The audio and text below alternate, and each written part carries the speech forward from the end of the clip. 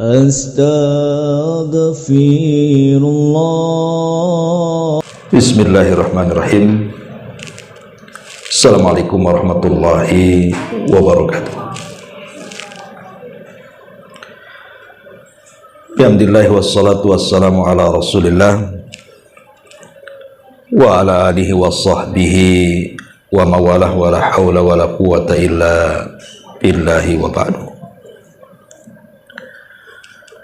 Alhamdulillah, segala puja dan puji hanya milik Allah subhanahu wa ta'ala. Salat dan juga salam terhenti-hentinya kita hadiahkan kepada Rasul kita Nabi besar Muhammad sallallahu alaihi wa ala alihi wasallam.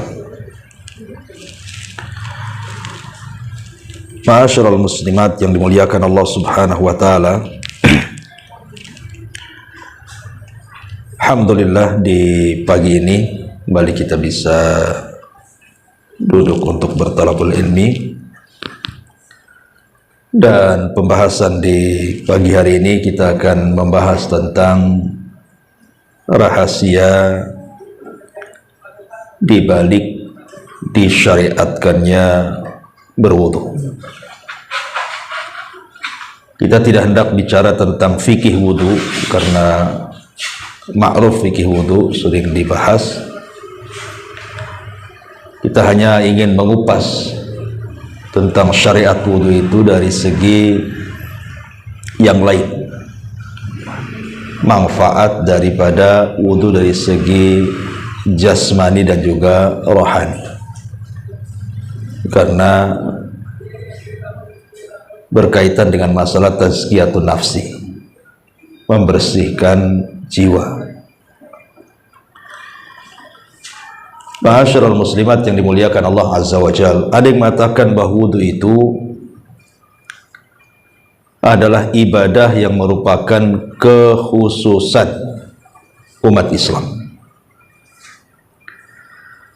Tapi ada juga yang mengatakan tidak, bahkan seluruh para nabi juga disyariatkan wudu. Tapi ada juga yang mengatakan maksudnya dikhususkan syariat wudu kepada umat Islam itu caranya, di mana cara wudu kita berbeda dengan cara wudu umat-umat sebelum kita. Dan wudu sendiri adalah salah satu identitas kaum muslimin yang kelak di akhirat Nabi SAW tidak akan mengenali umatnya kecuali mereka berwudu. Dan itu dijelaskan dalam sebuah hadis di mana Nabi SAW satu hari dia sedang mengunjungi para syuhada yang ada di Uhud. Tentu tujuannya Nabi SAW ingin mengenal atau mengenang jasanya para syuhada. Itulah Nabi tidak pernah melupakan kebaikan siapapun, makanya dikunjungi. Seolah-olah Nabi ingin mengatakan, kalaulah bukan karena Allah kemudian jasa-jasa para syuhada, tentu kalian tidak seperti ini. Makanya penting, apalagi kita kemarin 17 Agustus, hari kemerdekaan kita mengenang para pahlawan yang sudah memerdekakan negeri ini. Kalau bukan karena Allah kemudian mereka para pahlawan, tentu kita tidak merdeka di bumi Indonesia ini. Itu yang melakukan Nabi saat ziarah mengunjungi kuburan para syuhada Uhud itu. Yang menarik adalah sepulangnya Nabi SAW mengunjungi para syuhada Uhud itu, Nabi SAW tiba-tiba menangis. Kemudian mengatakan, asfaqtu li ikhwani, aku rindu ingin berjumpa dengan teman-temanku. Sahabat heran, karena di sekeliling Rasul adalah teman-teman Rasul, para sahabat. Makanya sahabat mengatakan, awalasna ikhwanuka ya Rasulullah. Rasul, bukankah kami teman-temanmu, ada di sekitar kamu? Maka Nabi SAW mengatakan, kalian bukan teman-temanku, kata Rasul. Lastum ikhwani, kalian bukan teman-temanku, akan tapi kalianlah ashabi, sahabat-sahabatku. Adapun teman-temanku, kata Nabi SAW, kaumun yu'minuna bi walam yarawni, sebuah kaum yang mereka beriman kepadaku tapi tidak pernah melihatku. Kemudian sahabat Nabi SAW bertanya, bagaimana kau bisa mengenali mereka, wahai Rasul? Maka Nabi SAW mengatakan, bala fa innahum ya'tuna yawmal qiyamati ghurran muhajjalina min atharil wudu wa ana faratuhum alal haudi. Tentu aku bisa mengenali mereka, kata Rasul, dari bekas-bekas wudu mereka. Ghurran muhajjalin. Ghurran itu artinya cahaya yang ada di kepala.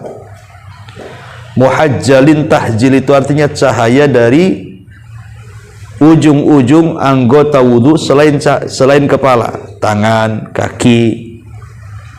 Jadi nanti pada hari kiamat Nabi SAW mengenali kita itu dari bekas-bekas wudu kita, karena anggota wudu kita itu akan bercahaya nanti pada hari kiamat. Dengan itulah Nabi SAW mengenali kita.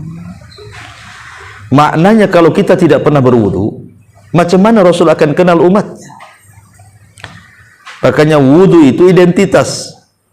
Kalau kita mengaku umat Rasul, umat Muhammad SAW, maka kita harus senantiasa menjaga wudu. Makanya ada hadis yang mengatakan, la yuhafid 'alal wudu illal mu'min.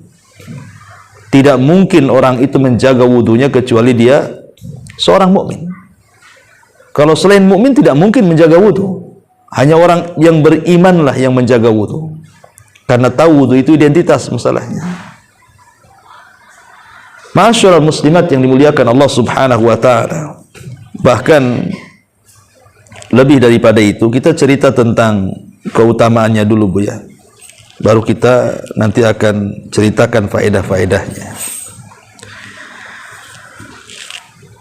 Di antara keutamaan wudu itu yang pertama, Bu, sebab mendapatkan kecintaan Allah. Kalau kita ingin mendapatkan kecintaan Allah Subhanahu wa taala, maka jagalah wudu. Karena perkara itu bukan bagaimana caranya kita mencintai, tapi bagaimana caranya kita dicintai. Kalau mencintai, belum tentu yang kita cintai cinta pula sama kita. Tapi kalau sudah dicintai, barang tentu kita bisa membalas cintanya. Bagaimana caranya kita meraih kecintaan Allah Subhanahu wa taala? Ya, menjaga wudu tadi. Makanya Allah Subhanahu wa taala berfirman dalam surah Al-Baqarah 222, innallaha yuhibbut tawwabin. Allah itu senang, cinta, suka dengan orang-orang yang melakukan tobat, wa yuhibbul mutatahhirin, dan juga cinta dan suka dengan orang-orang yang menjaga kebersihan, termasuk wudu di dalamnya. Ini yang pertama. Yang kedua, sebab mendapatkan surga Allah Subhanahu wa taala. Sebab mendapatkan surga Allah Subhanahu wa taala. Disebutkan dalam hadis Uqbah ibn Amir radhiyallahu an. Uqbah ibn Amir radhiyallahu an. Nabi sallallahu alaihi wasallam mengatakan, "Ma min muslim yatawadda fayuhsinu wudu'ahu thumma yaqumu fayusalli rak'ataini muqbilan alaihima biqalbihi wa wajhihi illa wajabat lahul jannah." Barang siapa atau tidaklah seorang muslim berwudu, dan dia memperbaiki wudunya, nggak asal-asalan wudunya itu, betul-betul dia memperbaiki wudunya, kemudian dia salat dan dia hadapkan hati dan wajahnya kepada Allah Azza wa Jal, kata Rasul, illa wajabat lahul jannah, kecuali wajib Allah masukkan ia ke dalam surga. Menunjukkan bahwa wudu itu adalah penyebab kita masuk ke dalam surga. Kemudian yang ketiga, raf'u darajat, penyebab kita diangkat derajatnya di sisi Allah Subhanahu wa taala.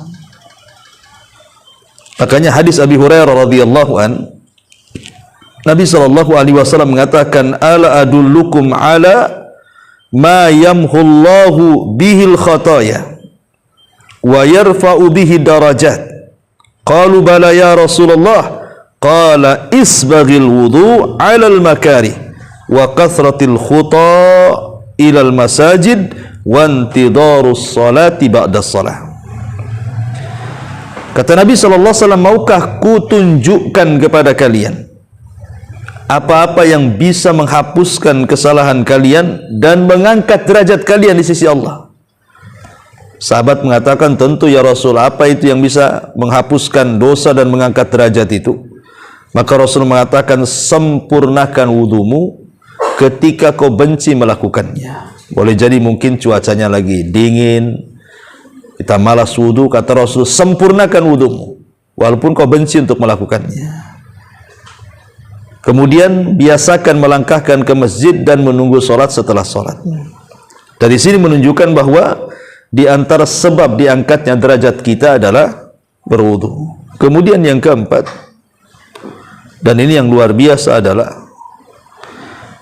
di mana wudu ini penyebab kita akan memasuki telaga Nabi sallallahu alaihi wasallam.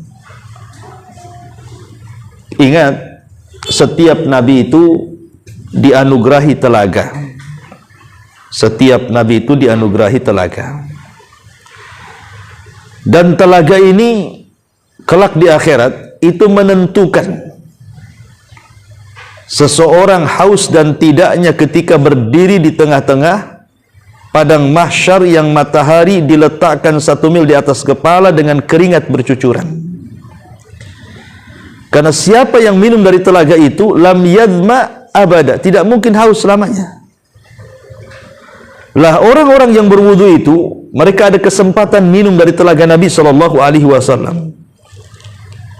Makanya setelah Nabi sallallahu alaihi wasallam menyebutkan nanti pada hari kiamat dia akan mengenali umatnya dari cahaya wudu, maka Nabi sallallahu alaihi wasallam di ujung hadis mengatakan, wa ana faratukum alal haudi, dan aku menunggu kalian di telagaku.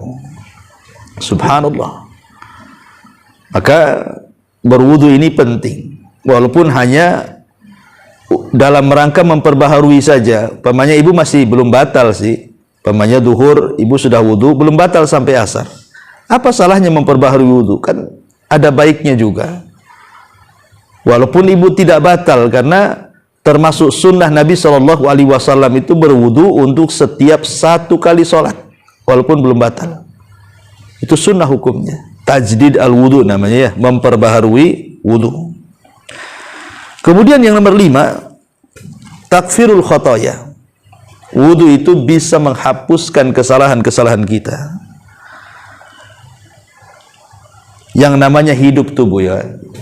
Saya, ibu, siapapun bu, kita ini banyak melakukan dosa kan, entah dosa lisan kita, entah dosa hidung kita, entah dosa mata kita, entah dosa tangan kita, entah dosa kaki kita, kita tidak tahu.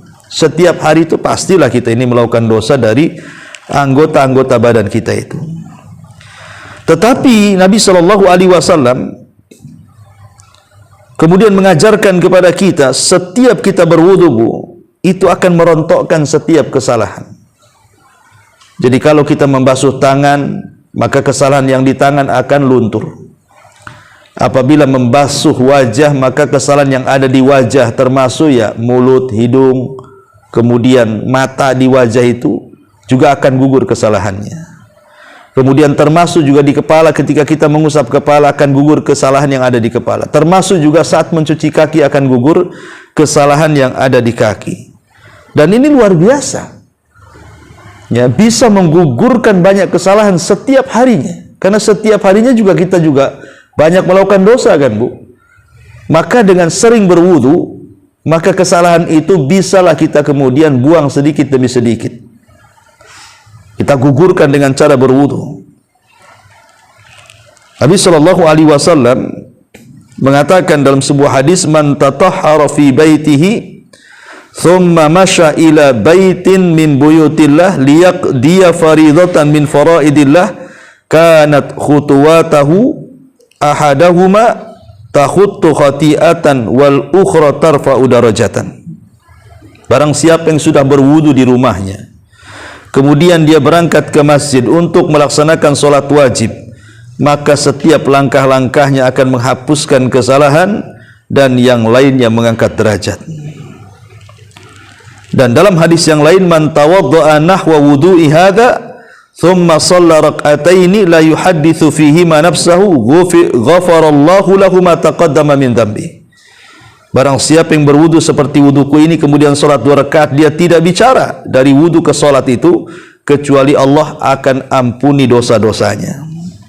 Jadi luar biasa, ya. Kemudian yang nomor 6, berwudu itu menyebabkan kita meninggal dalam posisi husnul khotimah.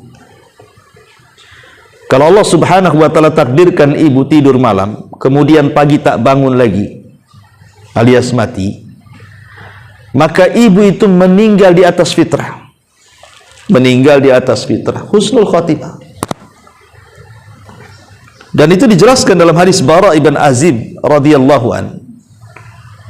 Kata Nabi sallallahu alaihi wasallam kepada Bara bin Azib itu, ya Bara, idza ataita madja'aka fatawadda wudu'aka lis-salati thumma taji ala syikil ayman wa qul Allahumma aslamtu wajhi ilaika wa fawwadtu amri ilaika wa alja'tu dhahri ilaika rahbatan wa raghbatan ilaika la malja'a wa la manja minka illa ilaik amantu bi kitabika alladhi anzal wa bi nabiyyika alladhi arsal, atau amantu bi kitabika alladhi unzil wa bi nabiyyika alladhi ursil fa in mitta ta'alal fitrati wa in asbahta ala khairin.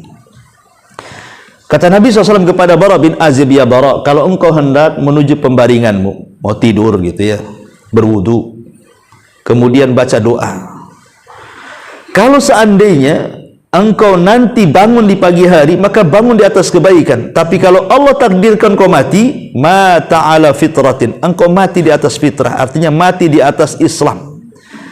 Dan Allah mengatakan, fala tamutunna illa wa antum muslimun, janganlah kau mati kecuali kau dalam keadaan muslim.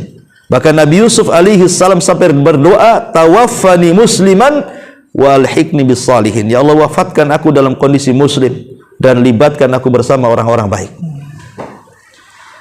Jadi kalau seandainya Allah takdirkan kita ini tidur kemudian tak bangun lagi paginya, Bu, insyaallah mudah-mudahan kita mati di atas fitrah. Makanya sebagian ulama mengatakan, Bu, sebenarnya seseorang itu meninggal ketika di pagi hari kita meninggal, apakah dia su'ul khotimah atau husnul khotimah itu gampang sebenarnya nilainya. Cara lihatnya itu loh maksudnya. Apa lihatnya? Lihat kelakuan sebelum tidurnya, Bu. Kalau sebelum tidurnya dia banyak melakukan ibadah, salah satunya wudu, kemudian Allah takdirkan dia mati, insya Allah itu husnul khotimah.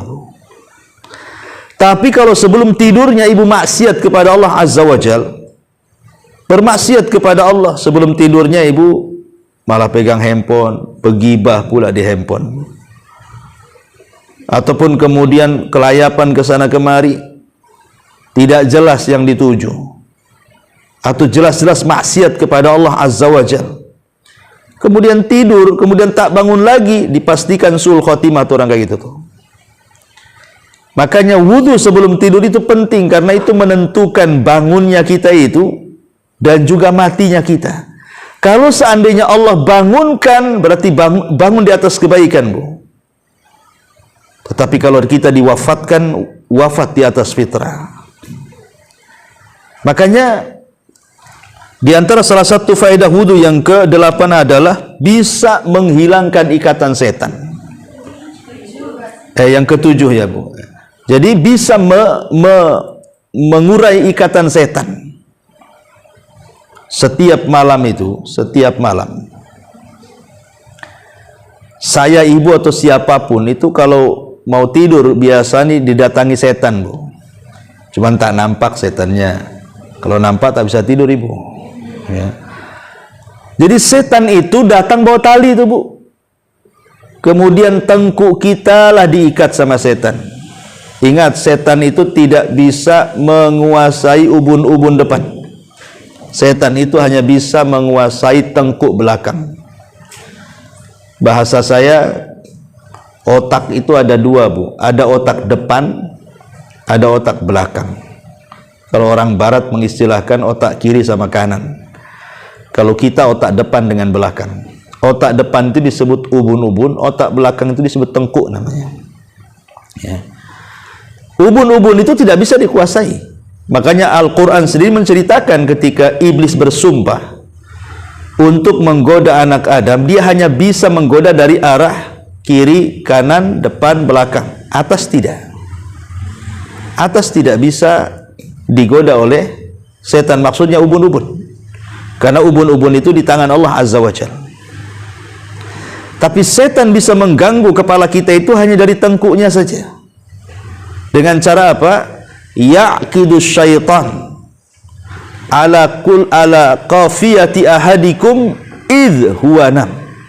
Jadi setan itu setiap malam akan datang mengikat tengkuk kita saat kita sedang tertidur, thalathu uqad, 3 ikatan.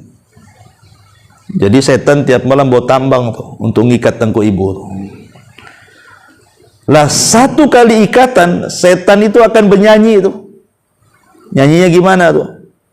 Nim naumatan tawilah farkud, katanya. Tidur yang nyenyak, malam masih panjang, katanya.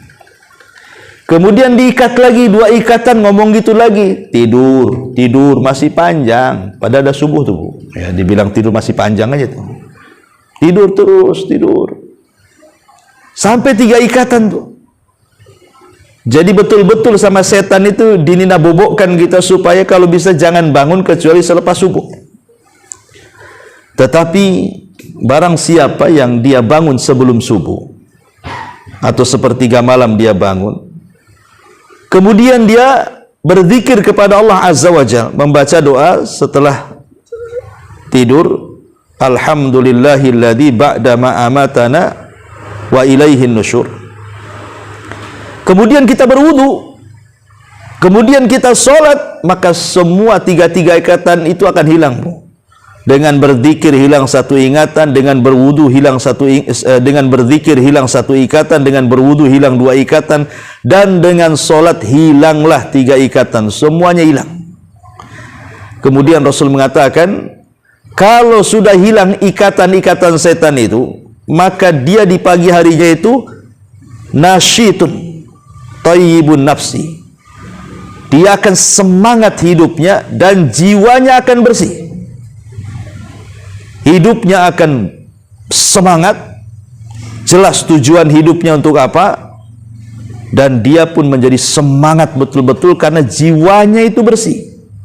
Tapi sebaliknya kata Rasul, kalau ikatan itu tidak ada yang terurai karena bangun jam 8, jam 7 atau jam 6 gitu kan ikatannya masih diikat tuh di tengkuknya, maka dia akan dibangunkan dalam kondisi malas dan buruk perangainya. Hatinya buruk. Coba lihat manfaat wudu itu. Jadi kalau orang tidak berwudu, kemudian bangunnya pula selepas subuh gitu kan, itu alamat tuh malas, kemudian jelek hatinya. Dan kalau itu yang terjadi, kata para ulama, maka biasanya orang seperti ini akan mendapatkan banyak masalah yang tidak tahu apa penyebab masalah itu muncul. Ada aja masalah. Masalah ini belum kelar, datang pula masalah yang lain. Masalah ini belum datang pula, akhirnya bertumpuk-tumpuk tuh masalah itu. Akhirnya dia malas, tidak berani menghadapi, tidak berani menyelesaikan, karena jiwanya jelek. Tapi kalau seandainya jiwanya baik, dia semangat, masalah sebesar apapun Allah akan tolong menguraikannya. Itulah manfaat wudu tuh di situ tuh. Ya. Ma'asyiral muslimat yang dimuliakan Allah Subhanahu wa taala. Kemudian juga nomor 8, lebih daripada itu adalah wudu penyebab dikabulkannya doa. Jadi kalau ibu sebelum berdoa kemudian berwudu, kata Rasul, ma min muslimin, kata Nabi sallallahu alaihi wasallam, yabitu ala dzikrin tahiran fayata'aru minal laili fayas'alullaha khairan minat dunya wal akhirah illa a'tahu iyyahu, kata Rasul. Barang siapa seorang mukmin dia tidur malam kemudian dalam kondisi bersih, artinya dalam kondisi berwudu, kemudian tengah malam dia bangun dan meminta sesuatu kepada Allah, kecuali Allah akan berikan semua permintaannya. Hadis dikeluarkan Abu Dawud.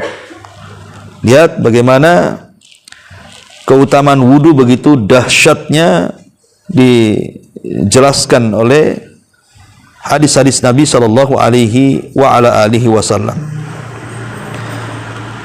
Ma'asyiral muslimat yang dimuliakan Allah Subhanahu wa taala. Kemudian apa lagi? Bahwa yang nomor 9, ya, wudu ini dijelaskan al-wudu nisful iman. Wudu itu separuh daripada keimanan.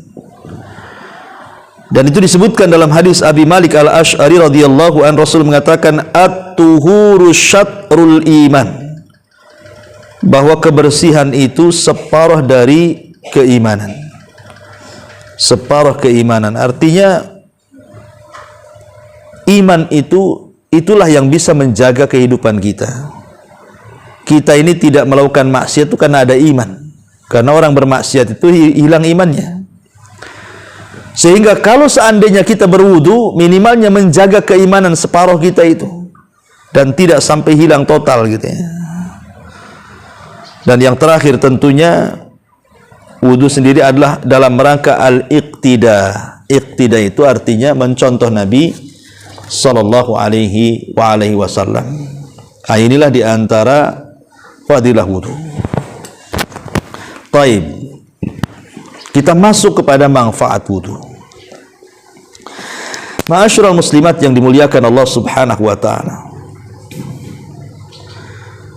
Kita tahu bahwa ketika ibu berwudu, saya atau siapapun ketika berwudu kan di antara yang dibasuh itu adalah tangan, kepala, kedua telinga, kaki, kan itu anggota-anggota wudu kan itu.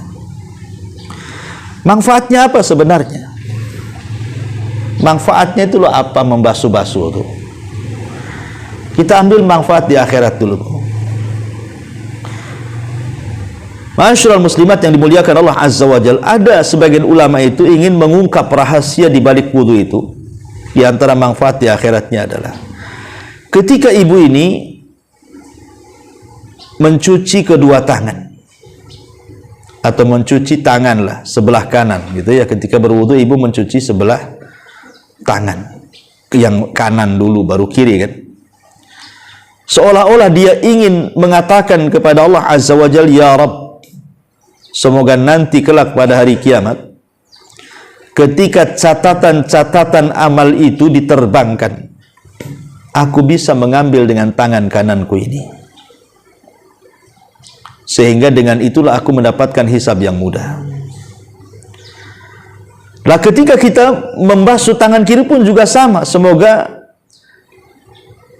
Kita terhindar dari mengambil catatan itu dengan tangan kiri. Semoga dengan itu kita tidak mendapatkan hisab yang sulit. Ini diantara faedah membasuh tangan. Kemudian ketika kita membasuh kepala,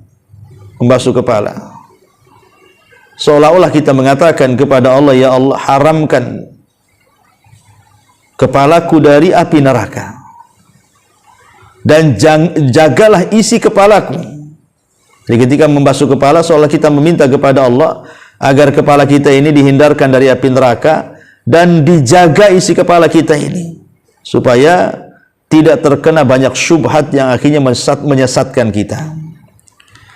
Begitu juga ketika kita mencuci telinga, kita meminta kepada Allah agar telinga kita itu tidak membiasakan mendengarkan kecuali yang baik-baik.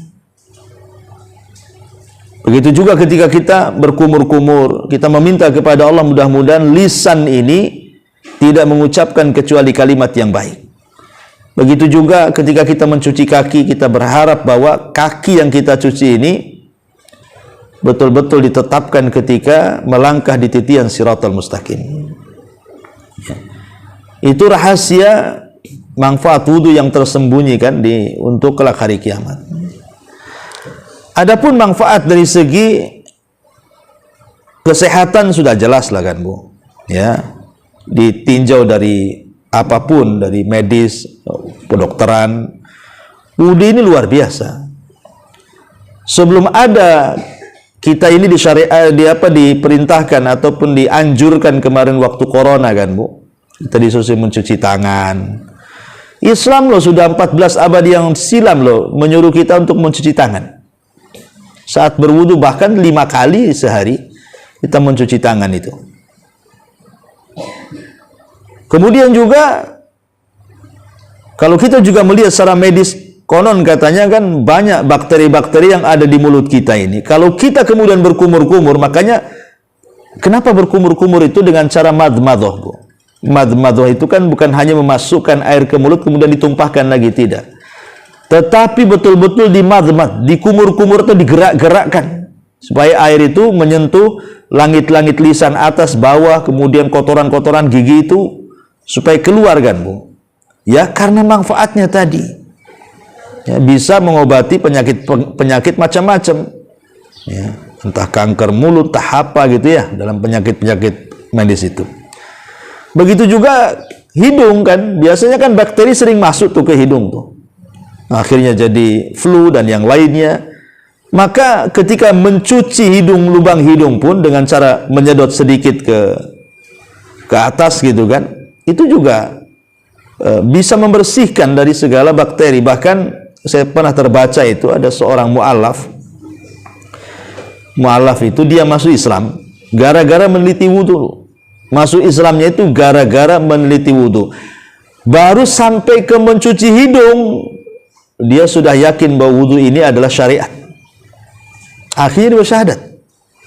Padahal belum diteliti semuanya tuh, baru sampai ke hidung saja. Ya. Bagaimana kalau sampai kemudian mencuci wajah?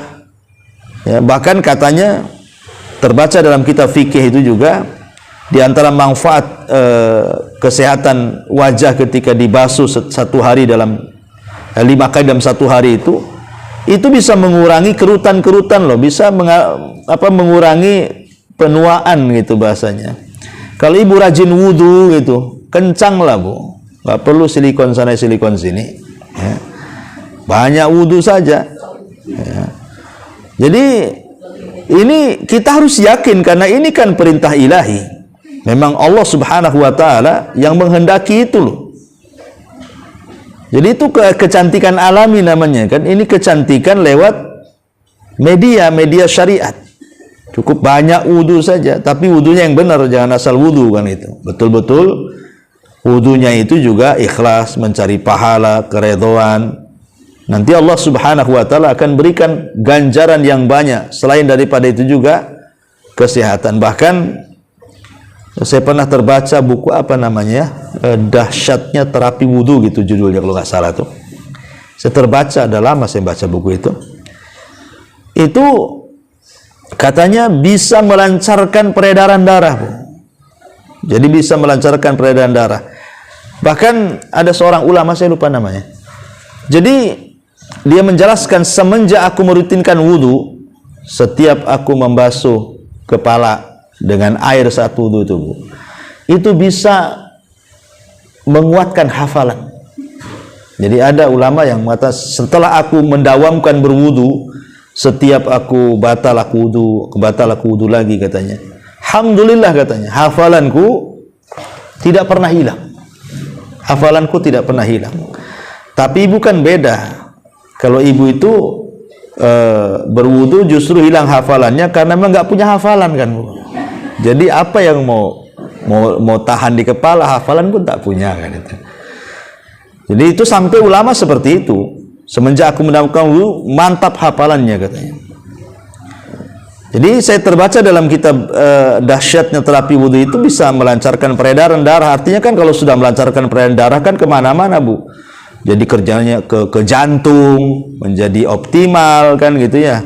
Ya namanya darah ini kan penentu kesehatan badan juga. Bahkan banyak sekali lah kalau kalau kita terangkan masalah-masalah dari segi kesehatan badannya. Nah, baik kita masuk pada ruhaninya. Inilah yang disebut tazkiyatun nafasnya. Ya. Wudu dilihat dari tazkiyatun nafsinya. Ma'asyiral muslimat yang dimuliakan Allah Azza wa Jalla.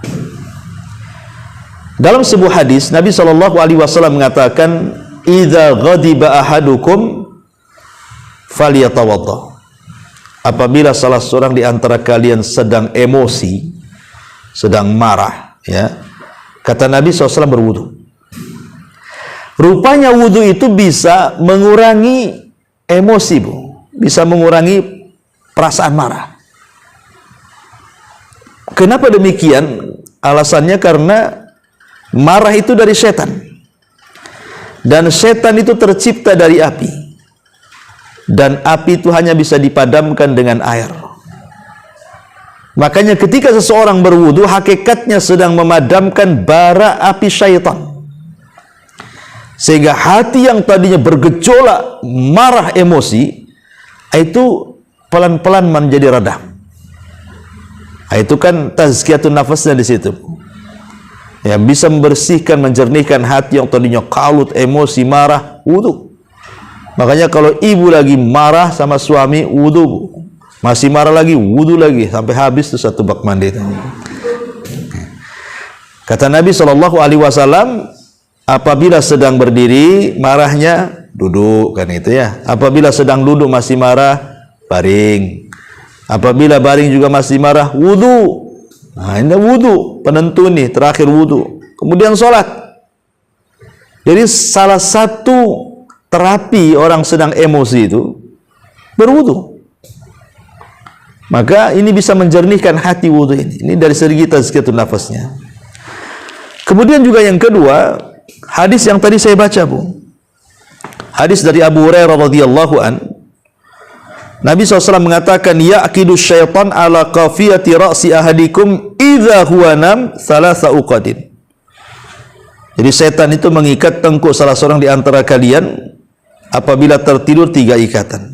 Kemudian di ujung hadis Nabi SAW mengatakan, "Fa in sallah in halat uqdata kullaha fa asbaha nasyitan tayyiban nafsi wa illa asbah khabithan nafsi kaslan."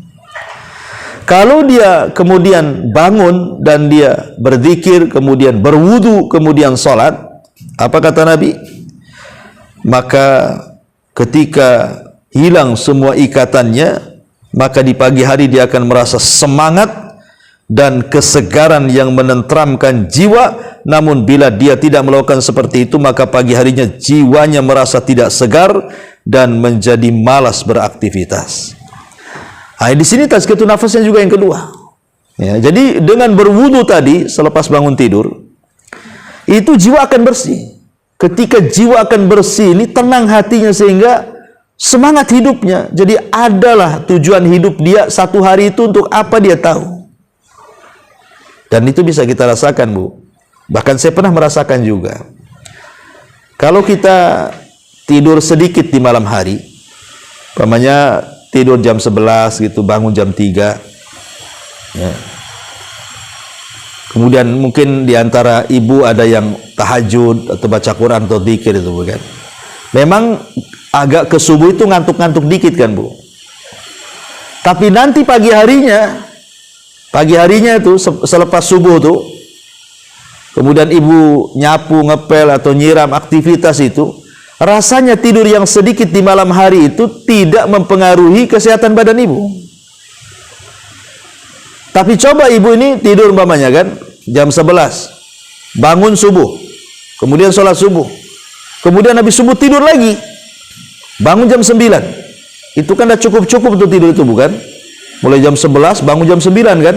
Cuman bangun tuh sholat tidur lagi. Itu sudah direncanakan tuh, habis subuh harus tidur nih, udah ada rencana tuh. Ya kan? Tidur itu kan harus ada rencana dan kesempatan kan, Bu.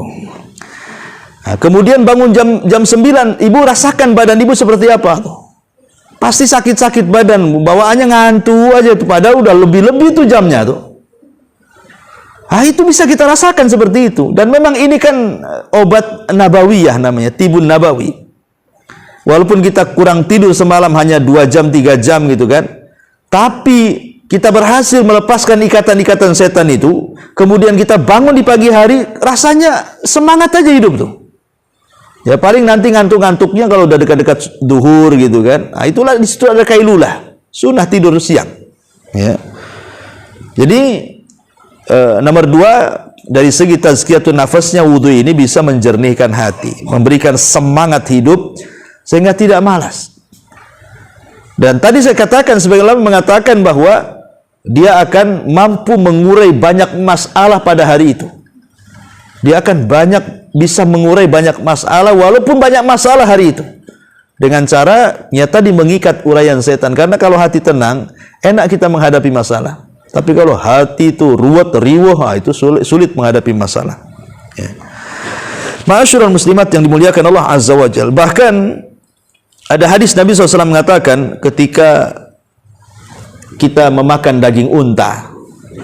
Ketika kita makan daging unta kan Bu, Nabi memerintahkan untuk berwudu. Tapi kalau kita makan daging kambing, Rasul tidak merintahkan kita berwudu. Dari sini kata para ulama, salah satu nawaqidul wudu, pembatal wudu itu adalah ketika kita makan daging unta.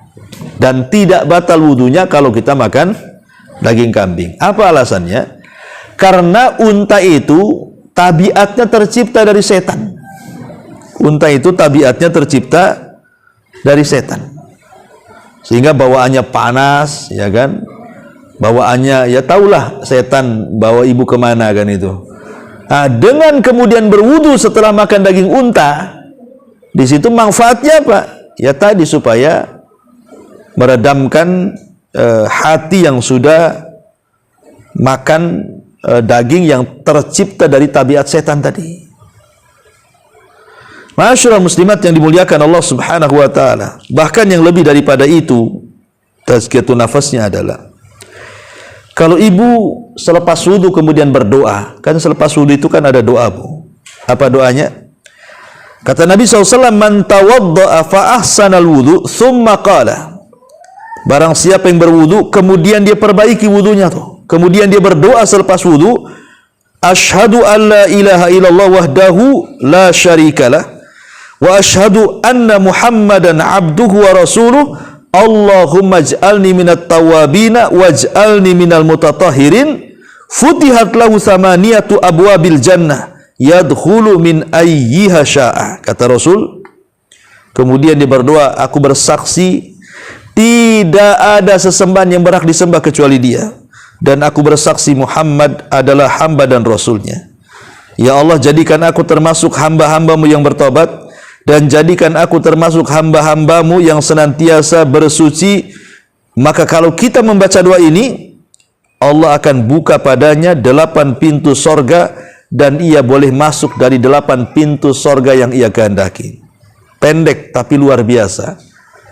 Ya Allah. Jadi doa habis wudu pendek, asyhadu alla ilaha illallah wa asyhadu anna Muhammadan abduhu wa rasuluh. Allahumma ij'alni minal tawabina waj'alni minal mutatahhirin. Tapi lihat faedahnya. Ya. Di dalam kandungan doa selepas wudu itu inti daripada tauhid, Bu. Itu inti daripada tauhid. Kalau wudu, saya katakan tadi, lebih ke porsinya membersihkan badan. Ya, lebih porsinya itu membersihkan badan ya, Bu ya. Umpamanya penyakit mulut, penyakit yang ada di muka, yang ada di kepala, yang ada di tangan, yang ada di kaki, kemudian bisa melancarkan darah, macam-macam lah penyakit bisa diobati dengan wudu itu. Artinya lebih ke badan. Tapi kalau doa selepas wudu itu lebih ke hati, tazkiyatun nafas. Karena dalam hati manusia itu kan macam-macam, Bu. Ada syiriknya, ada bid'ahnya, ada hasadnya, ada dendamnya, ada dengkinya, ada irinya, macam-macam lah penyakit hati itu, Bu. Makanya wudu ini bisa menghilangkan penyakit badan, doa selepas wudu itu bisa menghilangkan penyakit hati. Ketika kemudian penyakit badan hilang, penyakit hati hilang, makanya ibu betul-betul menjadi orang baik tuh. Mudah untuk bertobat, waj'alni minat tawabin. Mudah untuk bertobat. Karena penghalang-penghalangnya sudah tidak ada.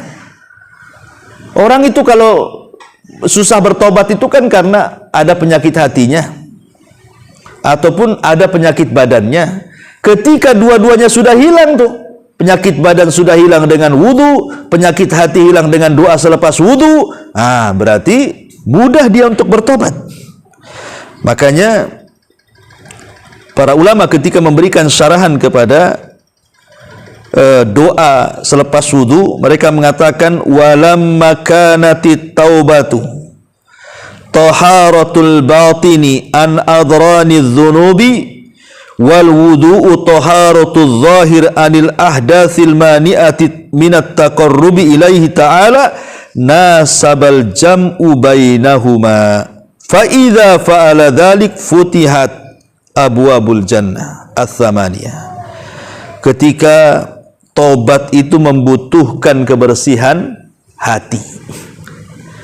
Ketika tobat itu membutuhkan kebersihan hati, dan itu bisa dilakukan dengan cara apa? Doa selepas wudu. Itulah untuk membersihkan hati supaya kita mudah bertobat.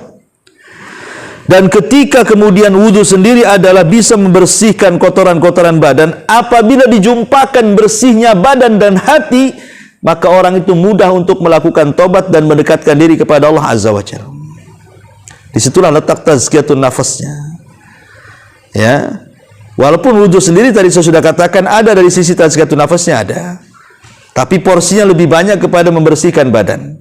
Tapi kalau ingin lebih membersihkan hati, artinya ingin sempurna badan bersih, hati bersih, jangan tinggalkan doa selepas wudu.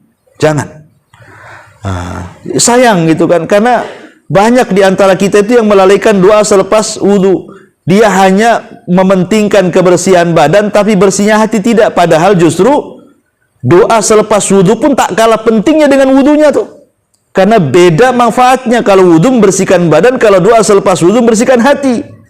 Maka saya nasihatkan, jangan tinggalkan. Kan sebentar saja kok, asyhadu an la ilaha illallah wahdahu la syarikalah wa asyhadu anna Muhammadan abduhu wa rasuluh Allahumma ij'alni minat tawwabin wa ij'alni minat tawwabin. Kan sebentar aja, Bu.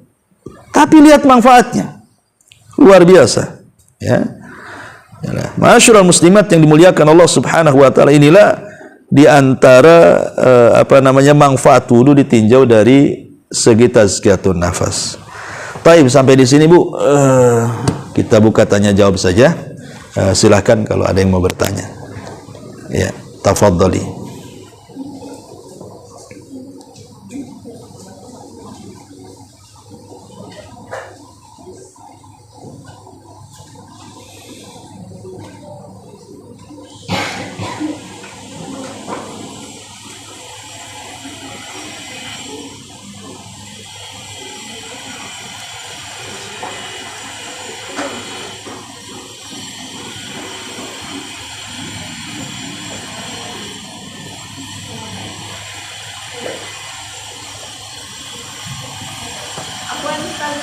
Iya. Mic-nya nggak ikutin saya sih. Gimana? Tanya, Iya.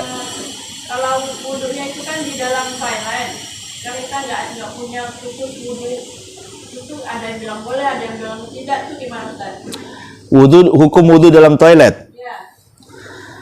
Ya, alhamdulillah hukum wudhu dalam toilet tidak ada masalah. Tetapi jangan membaca basmalah di dalam toilet. Baca basmalahnya di luar toilet. Ya, walaupun ada sebenarnya mengatakan dalam hati. Begitu juga berdoanya jangan dalam toilet, tetapi setelah keluar toilet. Jadi dalam toilet itu hanya gerakan-gerakan wudhu saja. Kalau sudah menyebut nama-nama Allah, doa-doa, maka tidak boleh di dalam toilet itu. Makanya sekarang musibah di atas musibah itu, banyak orang karena mungkin setiap tangan itu ada handphone. Ya, sekarang kadang-kadang handphone itu masuk toilet, Bu. Apalagi buang hajat, kadang-kadang bawa handphone, ringtone-nya pula azan, ataupun kadang-kadang ketika nengok YouTube atau apa yang pendek-pendek itu ada orang ceramah, ada orang sedang salam, dia sedang buang hajat di dalam. Ini kan gimana gitu ya kan? Kecuali dia bisa menjaga gitu. Kalau baca bismillahnya Ustaz? Apanya? Baca bismillahnya? Ya baca aja dalam hati. Karena bagaimanapun basmalah itu penting dalam setiap ibadah, Bu. Baca basmalah itu penting dalam setiap ibadah. Setiap perkara yang tidak dibacakan basmalah padanya, fahuwa abtar, maka terputus. Makanya penting baca basmalah itu, entah di dalam hati ataupun di luar kamar mandi lah sebelum masuk. Ya. Wallahu a'lam. Satu lagi Ustaz. Ya. Kalau keluar dari tema ya Ustaz. Ya. Kan ada saudara di rumah. Terus dia itu mau ngambil motor tapi kredit, kita udah bilang nggak boleh, tapi dia tak mau ngambil, tapi kan itu apa tanggungnya itu kita gitu, maksudnya jaminannya kita itu gimana Ustaz? Kita kenapa enggak? Nggak boleh, Bu. Menjamin riba itu masuk karena Allah melaknat riba itu bukan hanya pemakannya. La'ana Rasulullah SAW akila riba wa mukilahu wa syahidaihi wa katibaihi hum sawa, kata Rasul. Allah melaknat yang makan riba, yang ngasih makan riba, yang menyaksikan riba, bahkan mungkin juga yang mencatatnya, notarisnya atau apalah, semuanya kena. Ya. Makanya jangan mau membuat jaminan kepada perkara yang jelas-jelas haram, karena itu masuk pada firman Allah, wala ta'awanu 'alal itsmi wal udwan. Jangan tolong-menolong di atas perbuatan dosa dan kemaksiatan. Jadi sebaiknya jangan mau untuk jaminan. Ya, bagusnya suruh ngumpulin duit dulu, kalau sudah terkumpul, beli cash. Beli cash itu lebih baik, itu paling selamat dari riba itu. Wallahu a'lam. Wa iyyak.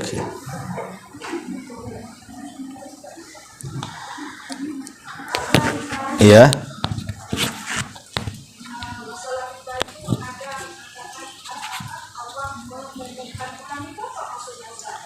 Allah mengumumkan perang. Itu ancaman. Itu wa'id syadid, kata para ulama. Itu disebut ancaman. Allah hendak mengancam. Kalau engkau tidak berhenti dari riba, fa'dhanu biharbin minallahi wa rasulih, maka itu sama saja engkau mengajak perang dengan Allah, dan tidak ada yang sanggup melawan Allah. Itu ancaman, menunjukkan bahwa dosa itu dosa besar. Karena ciri-ciri dosa besar itu kalau ada ancaman. Setiap dosa yang ada ancamannya dipastikan dosa besar. Jadi Allah mengancam. Siapa yang bisa menang lawan Allah? Ya. Dan serendah-rendahnya dosa riba itu seperti menggauli ibunya sendiri. Dosanya itu. Bahkan 1 dirham uang riba itu lebih besar dosanya dibandingkan 36 kali berzina.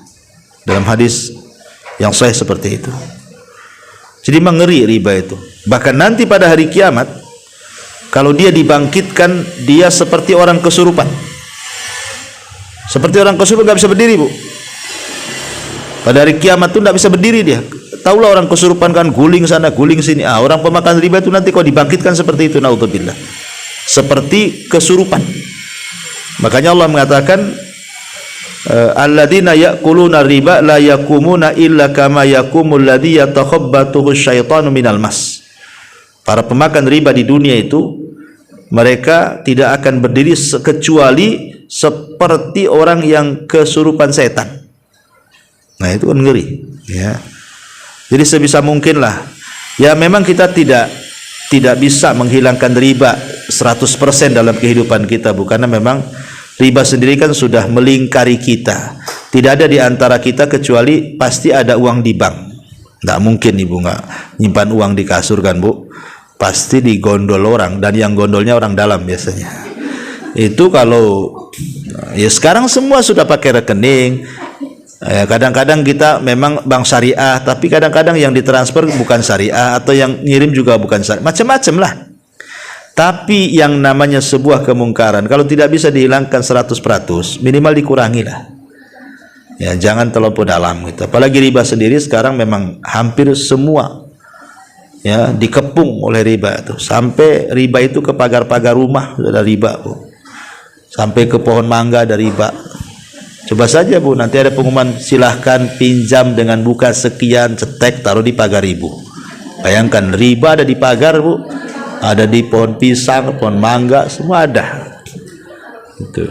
Jadi makanya riba ini udah di mana-mana nih masalahnya. Susah kita mau keluar riba tuh. Ya kita berdoa saja lah, mudah-mudahan tidak terlibat. Kalaupun harus terlibat ya jangan sampai kemudian terlibat. Tapi kalau kita memang tidak terpaksa sama sekali ya janganlah. Sampai tadi membeli rumah atau membeli kendaraan gitu ya, lebih baik ngontrak, lebih berkah daripada ngeredit tapi nyusahin daripada kena riba. Itu susah Bu, hidupnya susah kena riba.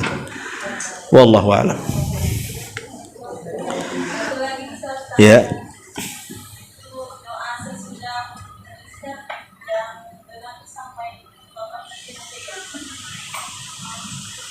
Doa selepas wudu kenapa? Ya sampai tadi lafadznya. Iya sampai tadi. Dan kalau memang bisa Bu, ada hadis dari bukan hanya sekedar berdoa saja selepas wudu, tapi kalau ibu mau sekalian 2 rakaat sholat wudu itu lebih baik. Kan Nabi SAW pernah masuk ke dalam sorga. Tiba-tiba kemudian Rasul mendengar suara terompah di sorga itu. Kemudian kata Rasul, ini suara terompah siapa? Itu suara Bilal. Akhirnya kemudian Rasul memanggil Bilal selepas masuk ke sorga itu dan mengatakan, ya Bilal, suara terompahmu sudah mendahului aku masuk sorga. Apa yang kau lakukan? Katanya.